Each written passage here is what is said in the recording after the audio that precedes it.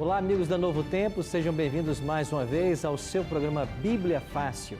Estamos na primeira temporada do livro do Apocalipse.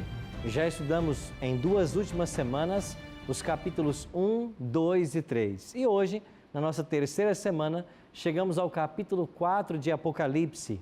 Vamos estudar aqui, nesse capítulo, um tema muito interessante a respeito do trono de Deus. Nós vamos compreender melhor sobre o governo de Deus, aonde está o seu trono e quais as pessoas assistem a Deus nesse trono.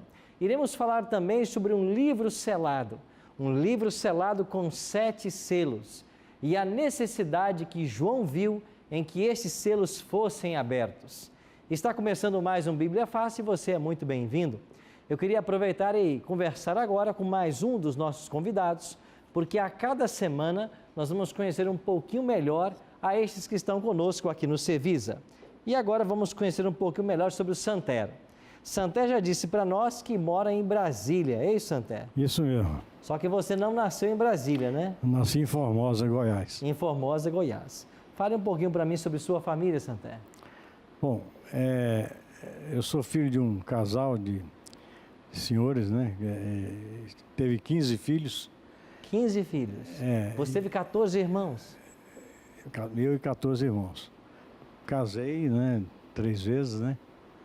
Finalmente com Maria, que é minha prima. E tenho 5 filhos. E ela 2, né? E eu trabalho em Brasília desde 58. Desde 58. Desde 58. Mas que bom ter você aqui, viu? Muito obrigado. Já tinha vindo a São Paulo? Parece que ainda. Muito, eu já fui funcionário do Jornal Estado de São Paulo. Ah, aqui também. Você não tinha vindo nessa região aqui ainda? Não, eu era funcionário em Brasília, mas eu vinha sempre. Okay. Aliás, no começo eu gostava muito das praias de São Paulo, né?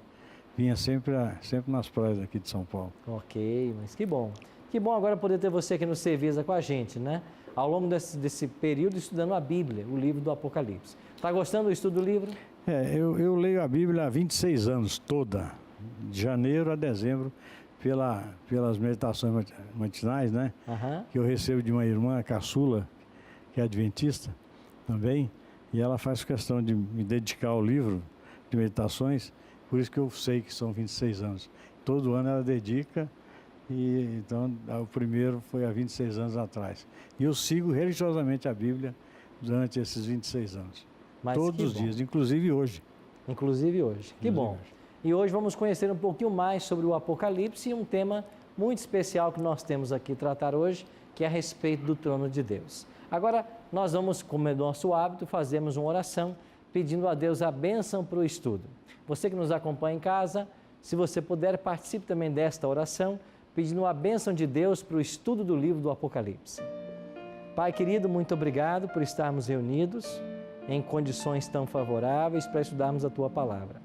Suplicamos agora que quando mais uma vez abriremos o livro do Apocalipse, o Teu Espírito Santo venha e nos ajude a compreender mais a respeito da Tua vontade e a entendermos como funcionam as coisas nesse universo, em nosso planeta, e a descobrirmos de que existe um Deus que governa acima das ações humanas.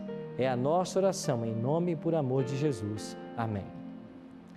Quando falamos a respeito do trono de Deus ou de um trono, a ideia que vem à nossa mente é a ideia de um rei, um soberano, um monarca, alguém que está no comando. Não é essa a ideia do trono que nós temos hoje? Pois bem, quando chegamos em Apocalipse 4, nós vamos entender como o nosso planeta é governado. Não dá para você a impressão de que às vezes as coisas parecem fora do curso? Quando olhamos, por exemplo, para uma Primeira Guerra Mundial, lá nos idos de 1914 até 1918, quando essa Primeira Guerra ceifou cerca de 19 milhões de vidas, a pergunta que fica em nossa mente é: existe alguém controlando o universo?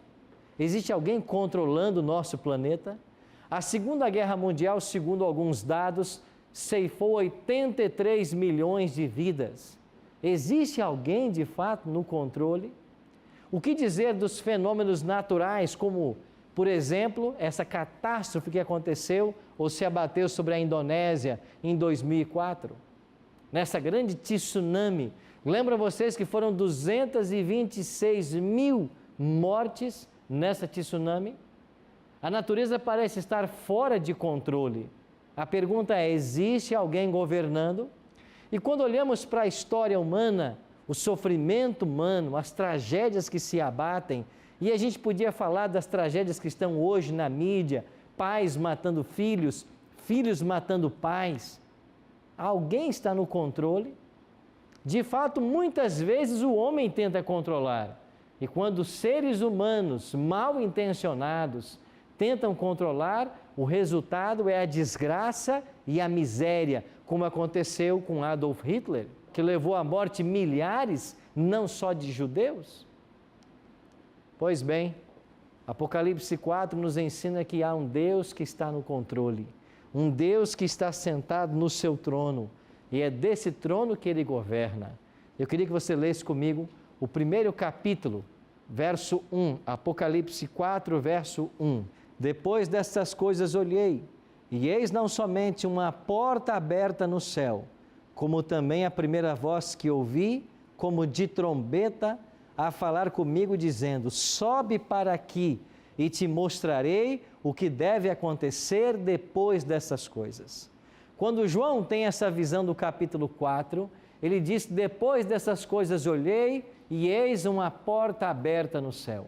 É um convite para que João venha e entre no céu. Aonde está essa porta no céu? A gente imagina que essa porta seja a porta do santuário, aonde está o trono de Deus. Você se lembra lá no antigo Israel que havia um santuário? Lembra que esse santuário tinha 2 compartimentos, um chamado Santo e um Santíssimo, e que no compartimento Santíssimo estava a Arca da Aliança. Esta Arca da Aliança tinha um brilho sobre ela, que nós chamamos de Shekinah. Esse brilho representava a presença de Deus, ou seja, o trono de Deus. A ideia que a Bíblia nos dá é que Ele está no santuário. Então João recebeu um convite para entrar no santuário e para ver o que acontecia ali nesse santuário. E quando João chega até esse santuário, ele tem uma visão que ele relata assim, versos 2 e 3. Imediatamente eu me achei em espírito, e eis armado no céu um trono, e no trono alguém sentado. Verso 3. E esse que se acha sentado é semelhante no aspecto à pedra de jaspe e de sardônio, e ao redor do trono há o quê? Um arco-íris, semelhante no aspecto à esmeralda. Interessante que João viu um trono, no trono ele diz assim: alguém estava sentado. Ele vai descrever depois quem é que está sentado, mas ele diz que ao redor do trono havia também o quê? Um arco-íris. O profeta Isaías também teve uma visão do trono de Deus. E nós já dissemos para vocês de que a base para compreender o Apocalipse é o Antigo Testamento. Em Isaías capítulo 6, por exemplo, no versículos 1 a 3, o profeta Isaías escreveu assim: no ano da morte do rei Uzias, eu vi o Senhor assentado sobre um alto e sublime trono, e as abas das suas vestes enchiam o templo. Serafins estavam por cima dele, cada um tinha 6 asas, com 2 cobria o rosto, com 2 cobria os pés e com 2 voava. E clamava uns para os outros, dizendo: Santo, Santo, Santo é o Senhor dos exércitos, toda a terra está cheia da sua glória. Você vê que imagem linda Isaías está descrevendo? Ele também viu o trono de Deus, e ao redor do trono haviam serafins. Serafins é uma categoria de anjos, e eles possuem 6 asas. Com 2 eles voavam, com 2 cobriam os pés, com 2 cobriam o rosto, porque eles estavam diante do Deus Todo-Poderoso, e eles clamavam: Santo, Santo, Santo. Interessante. Agora João tem uma visão parecida. Ele também vê o trono, só que agora ele tem um outro detalhe. Ele diz que esse trono, ao redor dele, um arco-íris. Um arco-íris semelhante à esmeralda. Você sabe qual é a origem do arco-íris? Quem se lembra? É o sinal que Deus deixou que não destruiria mais a terra através da água, né? Esse dilúvio. Exatamente. O arco-íris, a sua história remonta-se ao livro de Gênesis. E lá no capítulo 9, nós temos a história do dilúvio. E após o dilúvio, Deus disse para o povo, para Noé e os seus 3 filhos, né? Eu vou colocar o meu arco nas nuvens. E todas as vezes que vocês virem o meu arco, esta é uma aliança que eu faço com vocês, de que eu não mais destruirei a terra com água. Interessante, por que Deus fez essa aliança com o povo? Porque após o dilúvio, as pessoas que povoaram a terra, elas tinham muito medo da chuva. Porque todas as vezes que chovia, e as pessoas pensavam que seria um novo dilúvio. Porque assim havia começado o dilúvio, com a chuva ininterrupta. Então Deus fez o quê? Ele colocou o seu arco nas nuvens. Então, quando começava a chuva e o povo via o arco, eles se lembravam da palavra do Senhor dizendo: não mais destruirei a terra nas águas. E o que é o arco-íris? Não é um fenômeno, uma ilusão de ótica? Você se aproxima e de repente ele desaparece? O arco-íris é uma ilusão, porque é apenas a junção da água com a luz do sol. Tanto é que se você tiver em casa uma torneira e uma mangueira e jogar a água em direção ao sol, à luz do sol, você vai ver refletida na água as cores do arco-íris. Então, o arco-íris é a junção da luz com as gotas da água, o prisma da água. Qual é o significado desse arco-íris agora ao redor do trono de Deus? Assim como o arco se une por causa da luz e da água, o Salmo 97 diz de que a justiça e a misericórdia são a base do trono de Deus. Então, assim como você tem a luz e a água, no trono de Deus você tem a justiça e a misericórdia. De fato, Deus é um Deus justo e misericordioso. Ele consegue unir essas duas funções enquanto Ele administra o nosso universo. Um outro detalhe sobre o trono de Deus. Na visão do capítulo 4, há outros detalhes. Nós aprendemos pela história da Bíblia que Satanás tentou usurpar o trono de Deus. E você talvez conheça já a história do surgimento do mal no nosso universo. Mas existem 2 profetas do Antigo Testamento, Isaías e Ezequiel, que descrevem muito bem como o mal começou em nosso universo. Tudo era perfeito no universo criado por Deus, até que o profeta Isaías diz assim: como caísses do céu, ó estrela da manhã, filho da alva, como foste lançado por terra, tu que debilitavas as nações. Tu dizias no teu coração: eu subirei ao céu, acima das estrelas de Deus, exaltarei o meu trono. O diabo quis colocar o trono dele acima do trono de Deus. Era um anjo perfeito. O profeta está dizendo: ó estrela da manhã. Era um anjo que brilhava. Daí vem a expressão Lúcifer, anjo de luz. Já o profeta Ezequiel vai perguntar assim: estivestes no Éden, jardim de Deus, eu te coloquei como querubim da guarda, estiveste sobre o monte santo de Deus, andaste no meio das pedras afogueadas, eras perfeito nos teus caminhos desde o dia em que foste criado, até que em ti se achou iniquidade. O teu coração se encheu de violência e pecaste, pelo que te lancei profanado fora do monte de Deus. Esses 2 profetas estão descrevendo a queda do anjo Lúcifer. E após esta rebelião contra Deus no céu, ele foi expulso. Satanás foi expulso do céu. E nós aprenderemos no Apocalipse, quando chegarmos ao capítulo 12, que ele conseguiu enganar 1/3 dos anjos de Deus. E 1/3 parte dos anjos de Deus foram expulsos com ele. Veremos isso com detalhes no capítulo 12. E esses anjos expulsos do céu vieram parar no planeta Terra, que era perfeito. Tudo era perfeito para o primeiro casal. Mas esse anjo caído, usando a serpente, começou a conversar com Eva, enganou Eva, levou a participar do fruto que Deus proibira. E quando ela come do fruto e leva para Adão, o pecado tomou conta do nosso planeta. E Adão, que fora criado para ser o governante da terra, agora as mãos esse governo vai para as mãos de Satanás. Adão teve que ser expulso do jardim para não mais ter acesso à árvore da vida, porque se ele comesse mais dessa árvore, ele seria um eterno pecador. Então Adão perdeu o seu domínio e temporariamente o domínio da terra passou para as mãos de quem? Satanás. Por isso Cristo, no Evangelho, vai dizer: chegou a hora de ser julgado este mundo e agora será expulso o príncipe desse mundo. João 12:31.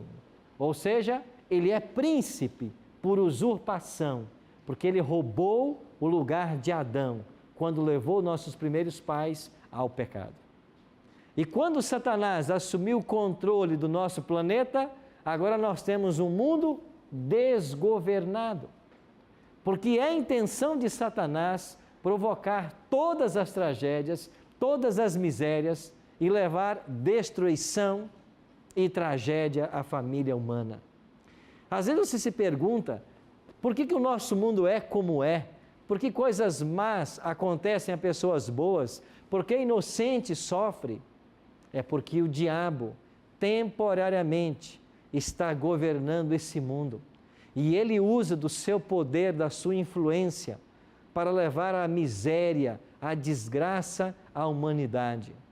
Ele estuda os fenômenos naturais para provocar as catástrofes que nós vemos hoje em dia. Por isso, nós devemos estar cientes de que as tragédias que nós consideramos naturais, como do mundo natural, elas possuem o dedo do diabo.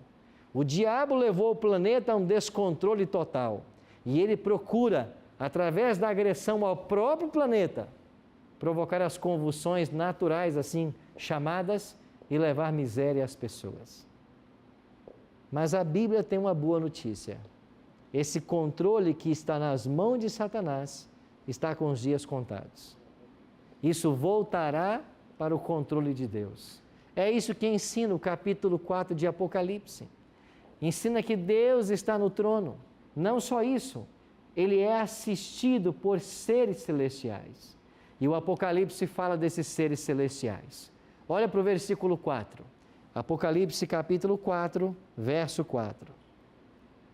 Ao redor do trono há também 24 tronos, e assentados neles 24 anciãos, vestidos de branco, em cujas cabeças estão coroas de ouro. Você talvez já leu esse texto várias vezes e se perguntou: quem são esses 24 anciãos que estão ao redor do trono? Sentados também em tronos. Pois bem, o Apocalipse diz para nós que eles estão sentados em tronos, vestidos de branco, com coroas na cabeça e assistem ao governo de Cristo. Essas informações da Bíblia nos levam a uma conclusão. Esses 24 anciãos são pessoas que já passaram pela experiência humana, por esta terra, e hoje assistem a Deus nos negócios do universo. Por que nós concluímos que sejam pessoas que já moraram aqui nessa terra, seres humanos que hoje estão no céu? Primeiro, porque eles estão hoje sentados em tronos. Lembra das 7 igrejas que nós estudamos aqui? No capítulo 3, verso 21, há uma promessa. Diz aí Apocalipse capítulo 3, verso 21, é a promessa que é feita à igreja de Laodiceia, a última igreja. E o que é prometido à igreja de Laodiceia? Ao vencedor, dar-lhe-eis sentar-se comigo aonde? No meu trono, assim como também eu venci e me sentei com meu Pai no seu trono. O trono na Bíblia é prometido para os vencedores. Se você tem 24 anciãos em 24 tronos, isso quer dizer que eles são vencedores. Mais que isso, eles têm coroas na cabeça. Na Bíblia, a coroa é símbolo de vitória. E tanto é que na carta às 7 igrejas foi dito: guarda a tua coroa para que ninguém a roube. Ou seja, a coroa na Bíblia é para os vitoriosos. Então nós imaginamos de que esses seres são pessoas que viveram aqui, foram vitoriosos sobre o pecado e Deus já os levou para os céus. Quem poderiam ser essas pessoas? Olhe um texto interessante do Evangelho para nós vermos quem poderiam ser. Mateus 27:50 fala da morte de Cristo e o texto diz assim: e Jesus, clamando outra vez com grande voz, rendeu o espírito. E eis que o véu do templo se rasgou em dois, de alto a baixo, e tremeu a terra, fenderam-se as pedras, abriram-se os sepulcros, e muitos corpos de santos que dormiam foram o quê? Ressuscitados. E saindo dos sepulcros, depois da ressurreição dele, entraram na cidade santa e apareceram a muitos. O que o Evangelho de Mateus está dizendo? Que quando Cristo morre, muitas sepulturas se abriram. E quando Ele ressuscita, no domingo pela manhã, muitos também ressuscitam após a ressurreição dele. Quem são esses que ressuscitaram? São fiéis seguidores de Cristo, que certamente morreram antes que Cristo tivesse morrido. Agora eles são levados para os céus. Eles ressuscitaram, já foram para os céus. Então há uma possibilidade que estes façam parte dos 24 anciãos. E qual é o nome que vem à sua mente dos fiéis filhos de Deus que morreram antes de Cristo? Você não pensa em vários nomes de homens que já viveram aqui? E quais desses já estão ressuscitados e já estão no céu? A Bíblia fala em Moisés, que já está no céu. Enoque não andou com Deus e Deus o tomou para si. Então estes que a Bíblia diz que já ressuscitaram, podem ser parte desses. E esta ressurreição aqui fala de pessoas que nós não sabemos quem são, mas então podem ser esses que assistem junto ao trono de Deus. Nós iremos para o intervalo e quando voltarmos, iremos descobrir que além dos 24 anciãos, há um outro grupo que assessora no trono de Deus. Já já estaremos de volta.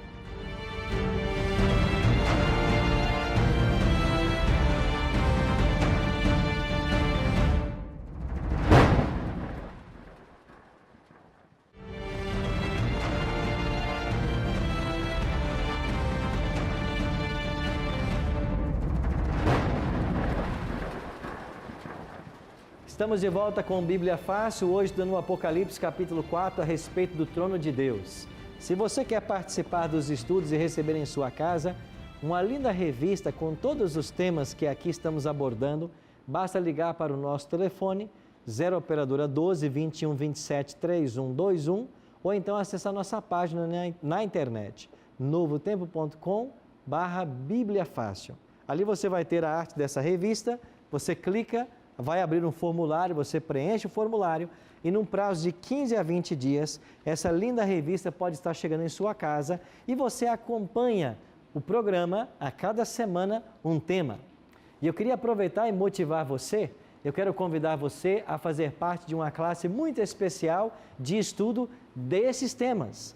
Todos os domingos à noite, as igrejas adventistas estão abrindo suas portas para receber você. O tema que aqui nós tratamos ao longo da semana, no domingo ele é tratado também nas igrejas. E você então pode procurar uma dessas igrejas, faça-nos uma visita e aprenda mais sobre esses temas. Se você não sabe onde encontrar uma igreja perto da sua casa, acesse o nosso site encontreumaigreja.com.br. encontreumaigreja.com.br. Lá você coloca a sua cidade, o seu bairro e você vai encontrar uma igreja pertinho da sua casa. No domingo à noite, nós estamos estudando em classes bíblicas esse mesmo tema, ou mesmo durante o nosso culto, e você é convidado a fazer parte desse estudo. Terminamos o primeiro bloco falando sobre os 24 anciãos, e parece que Patrícia tinha uma pergunta. Pastor, então, já existem seres humanos no céu. A Bíblia fala nominalmente de alguns, né? Nós mencionamos no primeiro bloco Elias, Moisés, Enoque, esses já estão lá. Agora, o texto de Mateus 27 falam de alguns que ressuscitaram e foram. Nós não sabemos quem são. Sim. Mas imaginamos que esses podem ser, então, os 24 anciãos. Sim, e eu gostaria de saber, então, qual é a função desses seres humanos no céu? Se eles podem interceder pelas pessoas que aqui estão, qual seria a função? A sua pergunta é muito boa, porque quando você fala em intercessão, muitas pessoas pensam que quem está no céu, os seres humanos santos que já viveram aqui, eles podem ter um papel mediador entre nós e Deus. Bom, a Bíblia diz, e o apóstolo Paulo é quem trata desse assunto na sua primeira carta a Timóteo, ele diz assim: nós só temos um mediador entre Deus e os homens, Jesus Cristo, homem. Só há um mediador. Ninguém pode estar entre Deus e o ser humano pecador. Pode ser que você que está me assistindo tenha o hábito de orar, de buscar a ajuda de alguns dos santos que já viveram nessa terra, como Pedro, Paulo e outros mais.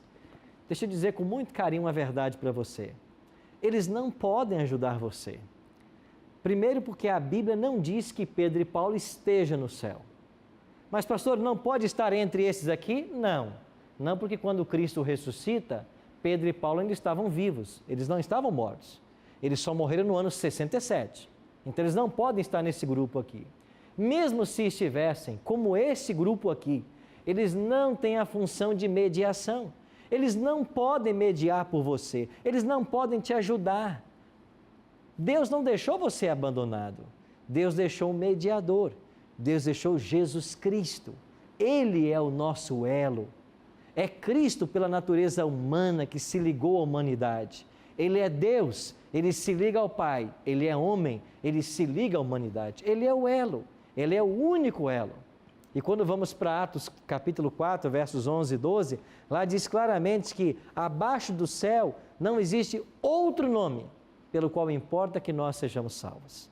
Então só Cristo.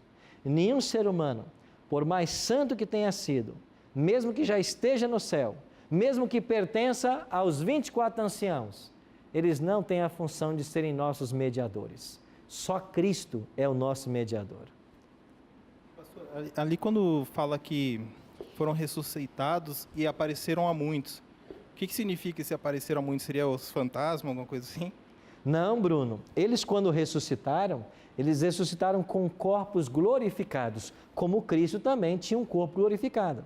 Você lembra que Cristo, após a ressurreição, ele comeu com os discípulos? Você lembra que Jesus disse para Tomé, põe aqui o teu dedo? Ou seja, ele tinha um corpo, era um corpo glorificado, mas ele podia ser tocado. Esses que ressuscitaram aqui, ressuscitaram com corpos glorificados, mas era o mesmo corpo que eles tinham antes da morte. Eles ressuscitaram agora com o mesmo corpo, só que perfeito, sem vestígios do pecado. E eles foram para Jerusalém, aqui diz a cidade santa, né, que é Jerusalém, e eles apareceram para muitas pessoas, falando o quê? Nós morremos pelo Evangelho, Cristo nos ressuscitou, Ele está vivo, Ele é a esperança para vocês. Então, quando fala que eles apareceram, foi naquela época que Jesus Cristo ressuscitou. Naquele mesmo dia que eles ressuscitaram, eles apareceram para muitos na cidade santa, que é Jerusalém, e eles testificaram da ressurreição de Cristo.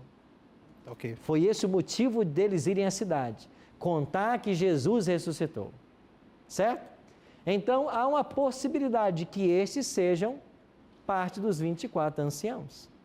Agora, olha o próximo verso aí do Apocalipse que nós estamos estudando. Verso 5. Do trono saem relâmpagos, vozes e trovões, e diante do trono ardem 7 tochas de fogo, que são 7 Espíritos Espíritos de Deus. Essas 7 tochas, diz o Apocalipse, são 7 Espíritos. O que são esses 7 Espíritos? É uma alusão ao próprio Espírito Santo. Porque o número 7 na Bíblia, ele significa perfeição. Aqui são 7 Espíritos, é um simbolismo do próprio Espírito Santo, que está diante do trono. Então você tem os 24 anciãos, o Espírito Santo. E quem mais você tem aí? Olha o que diz o próximo verso, verso 6. Há diante do trono um como um mar de vidro, semelhante ao cristal, e também no meio do trono e à volta do trono, 4 seres viventes, cheios de olhos, por diante e por detrás. O primeiro ser vivente é semelhante ao leão, o segundo, semelhante a novilho, o terceiro tem o rosto como de homem, e o quarto ser vivente é semelhante à águia quando está voando. E os 4 seres viventes, verso 8, tendo cada um deles 6 asas, estão cheios de olhos, ao redor e por dentro, e não tem descanso nem de dia nem de noite, proclamando o quê? Santo, Santo, Santo. É o Senhor Deus, o Todo-Poderoso, aquele que era, que é e que há de vir. Interessante. Não é a mesma visão que teve Isaías? Os seres aqui com as suas 6 asas, proclamando Santo, Santo, Santo. E por que é que eles proclamam Santo, Santo, Santo? Aqui os teólogos são quase unânimes, porque aqui é uma referência à Trindade, a Deus Pai, Deus Filho e Deus Espírito. Lá na visão de Isaías, o hebraico diz Kadosh, eles dizem Kadosh, Kadosh, Kadosh, Santo 3 vezes, é uma referência à Trindade, Deus Pai, Deus Filho, Deus Espírito. Eles adoram a Deus constantemente. Mas aí vem uma pergunta: quem são esses 4 seres viventes? O que eles representam? Quando vamos para Ezequiel, nós temos uma visão muito parecida. E no finalzinho desse texto, versículo 10, olha o que diz lá: a forma de seus rostos era como de homem, rosto de leão, rosto de boi e também rosto de águia. Eu disse para vocês que o livro do Apocalipse tem a sua resposta no Antigo Testamento. E as mesmas formas que aparecem aqui no Apocalipse 4 já estavam no livro de Ezequiel. Um ser vivente tem a aparência de leão, um outro tem a aparência de boi, o Apocalipse disse novilho, aqui tem uma aparência de águia e também um rosto como de homem. Eles estão contemplando a mesma cena, só que com séculos de distância. Pois bem, como podemos concluir quem são esses 4 seres viventes? Temos que voltar mais uma vez ao Antigo Testamento. Lembra do povo de Israel? Deus mandou que eles construíssem um santuário e eles viviam em tribos. Eram 12 os filhos de Jacó, daí 12 as 12 tribos de Jacó. Depois Deus mudou o nome de Jacó para Israel, 12 tribos de Israel. Estas 12 tribos, elas sempre se acampavam ao redor do santuário. Você sabe que eles peregrinaram 40 anos. E quantas vezes esse santuário foi mudado nesses 40 anos? Porque à medida que o povo caminhava, eles tinham que desarmar o santuário e tornar a armar. E nesses 40 anos, esse santuário foi mudado 41 vezes, até que ele foi fixado lá em Siló. Mas nessas viagens pelo deserto, as tribos se acampavam ao redor do santuário. E eram 12 as tribos, mas das 12, haviam 4 tribos que eram as tribos líderes. Quem eram elas? Judá, Efraim, Rúben e Dan. Cada uma governava sobre outras 2 tribos. Então eram 12, mas 4 eram as tribos líderes. E estas tribos líderes tinham sua bandeira ou estandarte. E sabe qual era o estandarte dessas tribos? Na tribo de Judá, era um leão que estava pintado no estandarte da tribo. Daí vem a expressão no Apocalipse, que nós vamos estudar, o leão da tribo de Judá. Na tribo de Efraim havia um boi. Na tribo de Ruben, a caricatura de um homem. E na tribo de Dan, uma águia voando. É daqui que a imagem está sendo emprestada. Mas, pastor, aonde está na Bíblia essa informação aqui? Ela não está na Bíblia. Essa informação são de escritos extra-bíblicos, documentos judaicos, que falam a respeito do povo de Israel, de como eles funcionavam. Interessante, então os 4 seres viventes é uma primeira alusão às tribos líderes em Israel, mas também eles referem-se ao próprio Cristo. Por quê? Porque os 4 evangelhos que falam de Jesus, eles pintam características diferentes sobre o Cristo. Por exemplo, quando você lê Mateus, a nota tônica de Mateus, que Jesus, ele é rei. Assim como o leão é considerado o rei no reino animal.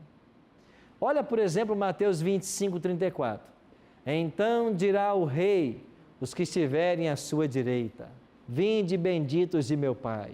Quando Cristo foi crucificado, Mateus 27, 37, em cima da sua cabeça puseram uma acusação. Este é o rei dos judeus. Então a nota tônica de Mateus é que Jesus é rei. Então Mateus, o primeiro evangelho, está comparado agora ao leão, que estava no estandarte da primeira tribo, Judá. Quando você vai para o segundo evangelho do Novo Testamento, qual é o segundo evangelho? Marcos.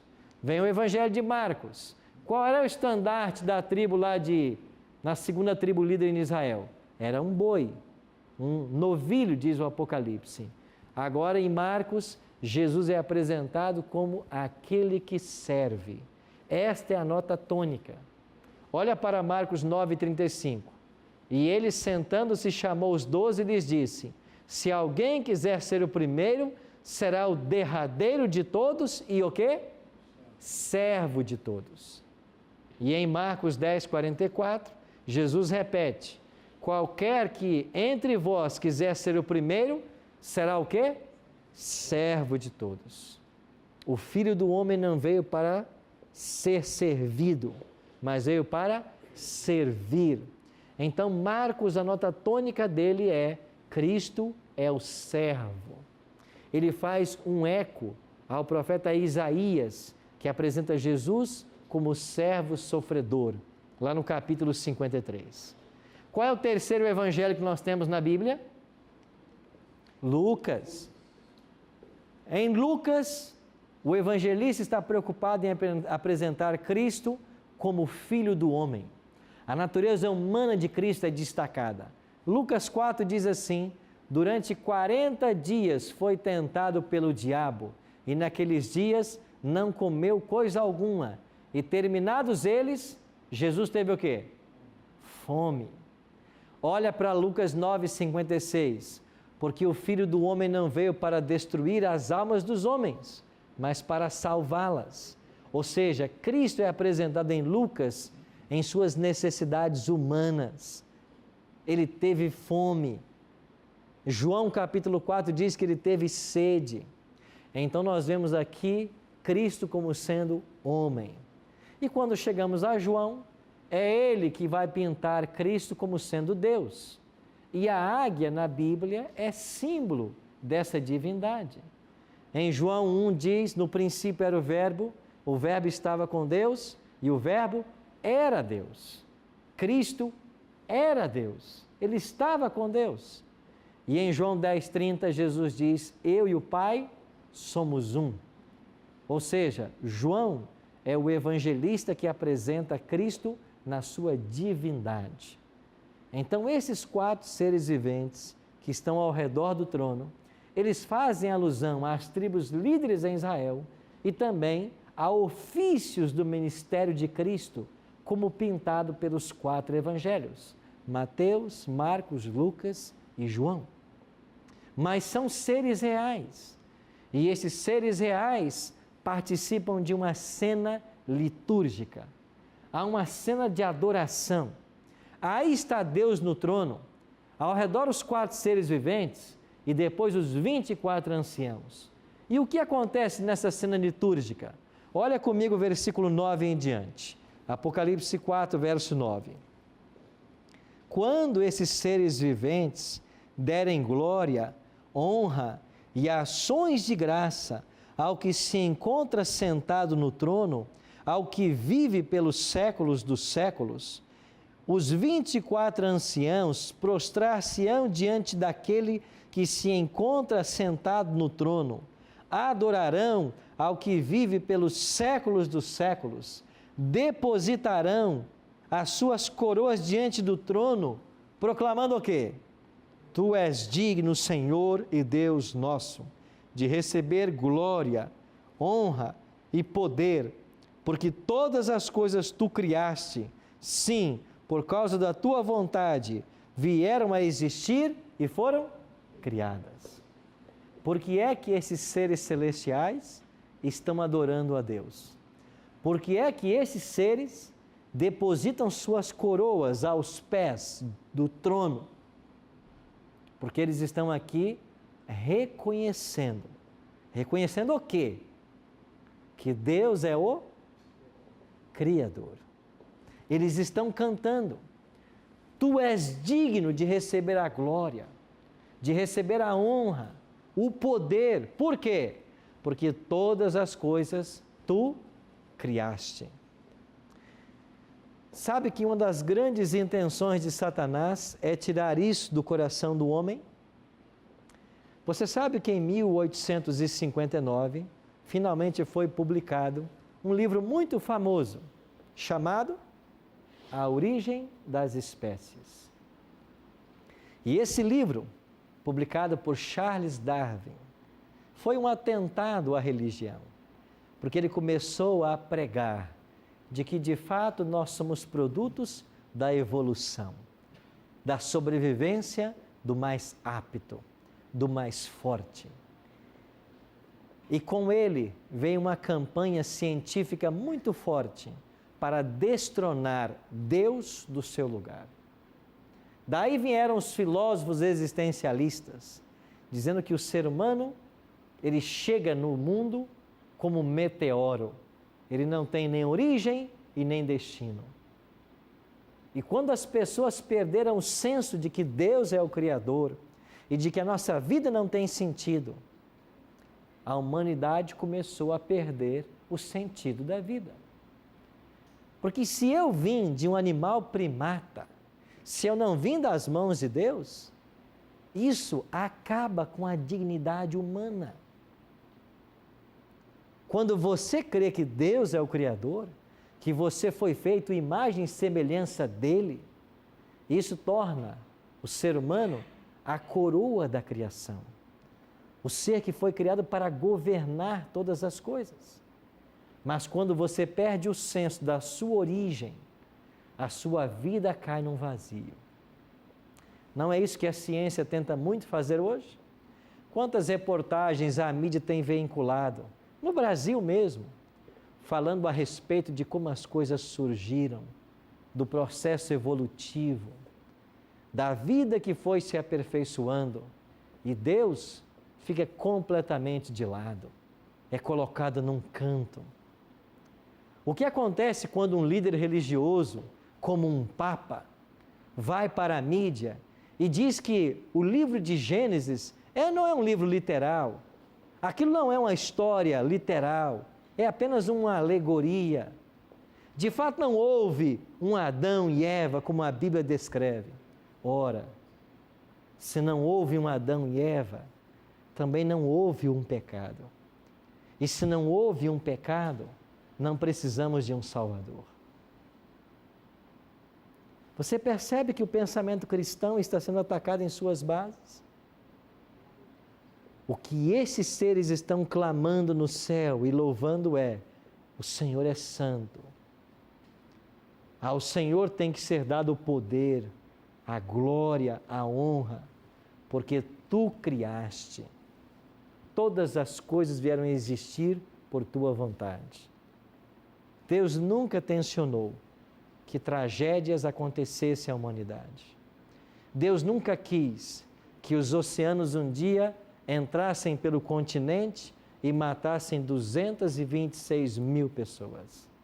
Deus nunca quis isso. Mas quando a humanidade tira Deus da história, quando a humanidade passa a acreditar que ela é apta por si mesma, que tem que desenvolver esse senso de sobrevivência que foi dado de alguma forma, a nossa razão vai para o controle de Satanás. E ele usa pessoas e movimentos para trazer desgraça ao nosso planeta. Amigos, há um Deus que governa acima de todas as forças humanas. E esse Deus, a despeito dos problemas, Ele está conduzindo o seu povo em direção a um final feliz.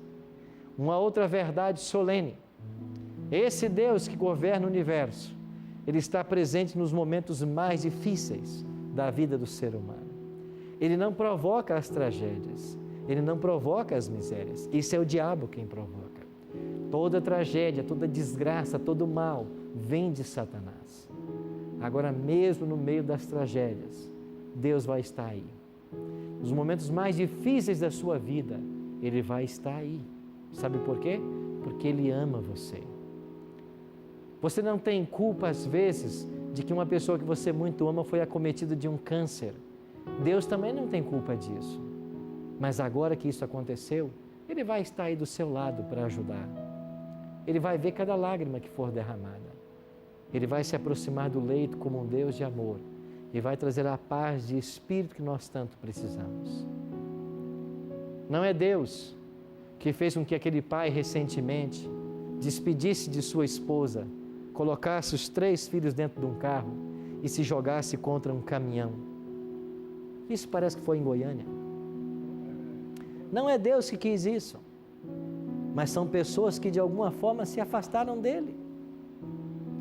Não é Deus que quer que uma pessoa se vista com um colete de bombas, vá para um local público e exploda matando, se suicidando e matando dezenas de outros.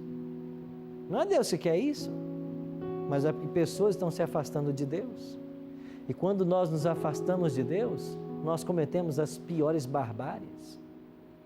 Então hoje o cristianismo está sendo ameaçado na sua base, porque estão tirando Deus do lugar dele. Deus é o Criador, Deus está no trono, e no trono Ele governa. E a despeito dos momentos difíceis que você enfrenta, há um Deus que está no controle. Lembre-se, a sua história ainda não terminou, mas quando a sua história terminar, diz o Apocalipse, ela terá um final feliz, porque o grande conflito se aproxima do seu final. E a paz que um dia nós perdemos, o sofrimento que hoje se abateu, ela voltará, porque o Éden será restaurado. Tudo aquilo que nós perdemos no Gênesis, o Apocalipse diz que vai ser restaurado. Nós perdemos em Adão e Eva a árvore da vida. O Apocalipse diz que ela vai ser devolvida. Perdemos em Adão e Eva a vida eterna, ela será devolvida. Nós perdemos a paz, a perfeição, a unidade da família. Isso será devolvido no Apocalipse, quando Cristo voltar. Por isso, enquanto ouviremos agora mais uma vez o pastor Jairo, eu queria convidar você a uma reflexão. Deus está perto, Deus vê cada sofrimento, Deus vê cada lágrima. Ele vai estar aí do seu lado para te ajudar. No momento mais difícil, você pode acreditar, Ele vai estar com você.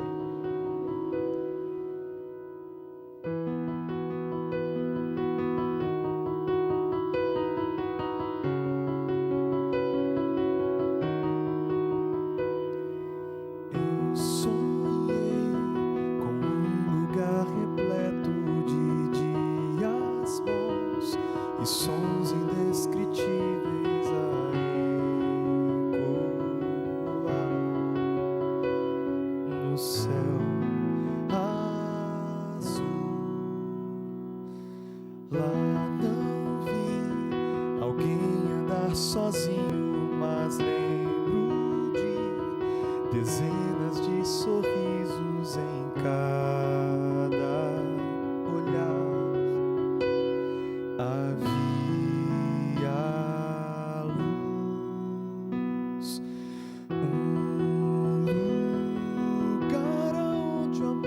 expulsa o medo e lança fora todos os efeitos de meu pecar. Quando o dia amanhecer, quero abrir os olhos para ver quem me deu razão pra sonhar.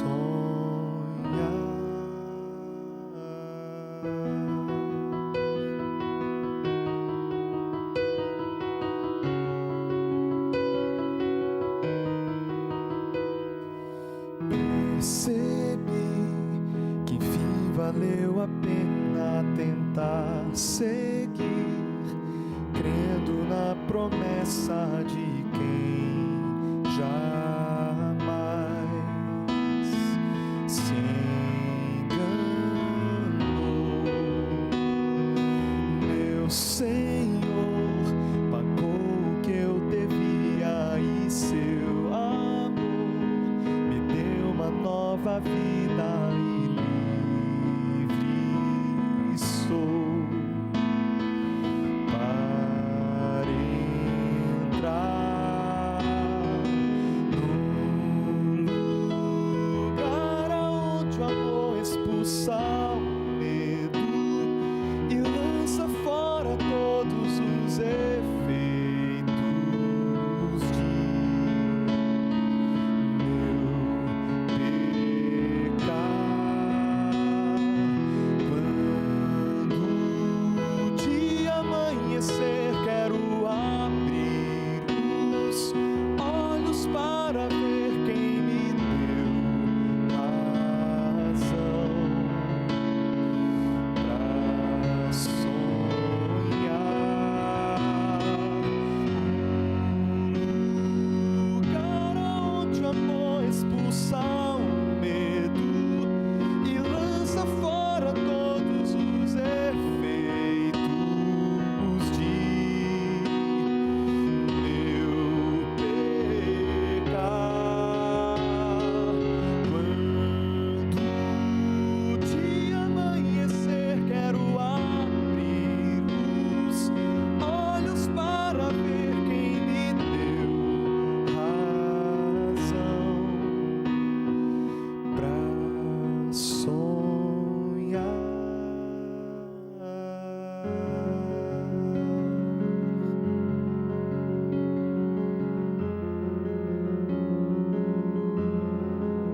Eu queria convidar você a orar comigo agora. Pai Santo, nós entendemos que um dia viemos das Tuas mãos e voltaremos para elas. Nós acreditamos que Tu és o nosso Criador. Nós queremos crer nisso com toda a força da nossa alma. Nós queremos nos preparar para esse reino que breve será estabelecido quando Jesus voltar, quando o sofrimento e a miséria terão fim, porque o reino será tomado de Satanás e dado aos santos do Altíssimo. Pai, nos fortaleça em nossa caminhada e nos prepare para esse dia. Em nome de Cristo nós choramos. Amém. Semana que vem, vamos abrir o capítulo 5 de Apocalipse e estudaremos o capítulo 5 e 6, a abertura dos selos e o que cada selo revela. Eu espero por você no nosso próximo encontro. Deus o abençoe. Eu vivo o sobrenatural de Deus todos os dias. Então não dá para perder a comunhão, não dá para sair dos caminhos. Mas hoje eu tenho a plena convicção que eu estava mal orientada, mal direcionada. A minha bússola, o norte, o ponteiro dela estava quebrado. Então, é assim que eu me sinto hoje, enxergando um norte, começando a ver uma saída para esse momento que eu passei de desigrejada, se eu posso colocar assim.